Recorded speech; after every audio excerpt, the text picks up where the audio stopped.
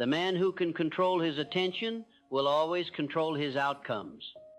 And you have begun to master your attention. That is another sign.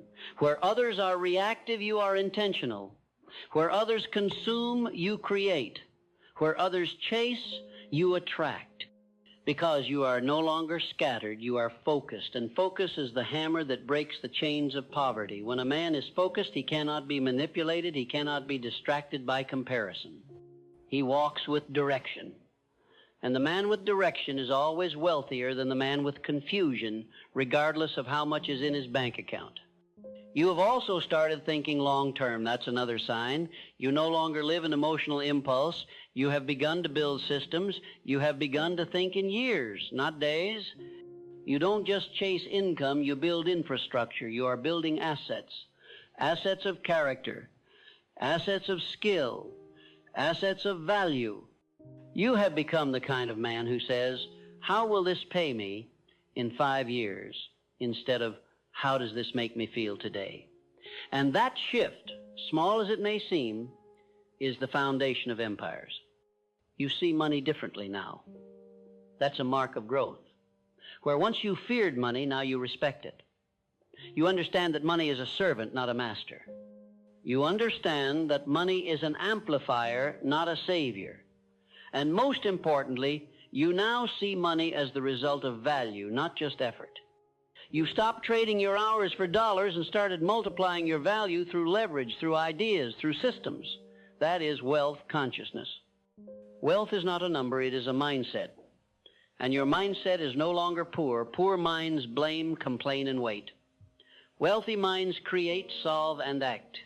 You stop blaming your background. You stop waiting for permission. You stop looking for signs from the outside.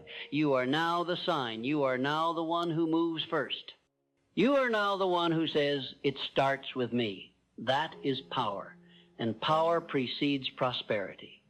Another sign you are walking the path to wealth. You are now obsessed with growth. You are reading more, learning more, asking deeper questions, listening to conversations that stretch you. You are replacing gossip with mentorship. You are replacing complaints with commitments. You are replacing theory with execution. And that execution, even when imperfect, is producing momentum. Momentum is the greatest asset of the man pursuing wealth. Not speed, momentum. Because speed fades, but momentum builds. Every disciplined day you stack, every focused hour you complete, every hard choice you follow through with adds weight to your character. And weight creates gravity. People feel it. Opportunities feel it. And when the world senses your seriousness, it responds. You are becoming serious now. Not serious in mood, but in mission. You smile more, not because life is easier, but because you are aligned. You no longer panic when things go wrong. You stop making excuses. You don't talk about goals the same way.